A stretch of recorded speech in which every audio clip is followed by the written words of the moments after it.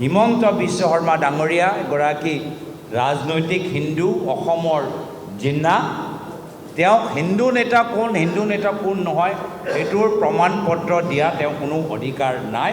মই ভাবোঁ আৰু দুয়োজন নেতাৰ অভিনয়, এজন নাৰী সন্মানৰ প্ৰতি যে অভিনয় কৰি আছিল আৰু আনগৰাকীয়ে যে মা কামাখ্যাৰ বৰদোৱা থানৰ সন্মুখত শপত লোৱা যে অভিনয় কৰি আছে, দুয়োজনৰ অভিনয় মুকলি হ'ল। মই ভাল পালোঁ যে দুয়োজন ককায়েক ভায়েক আজি একে মঞ্চত থাকিব, ভালে থাকক। মই ভাবোঁ যে এইবাৰ কংগ্ৰেছ, নতুন কংগ্ৰেছ বনাম পুৰণি কংগ্ৰেছৰ যুঁজ হ'ব। মই কৈছোঁ তেওঁ অসমৰ জিন্না আৰু হিন্দু নেতাক প্ৰমাণ পত্ৰ দিয়া তেওঁলোকৰ অধিকাৰ নাই। কিয় নাই? কি তেওঁ নিজে গৰু চিণ্ডিকেট কৰা মানুহৰ পৰা তেওঁ মন্ত্ৰী তেওঁক বনাই ৰাখিছে। গৰু চিণ্ডিকেট কৰা মানুহক তেওঁ টিকেট দিবলৈ বিচাৰে।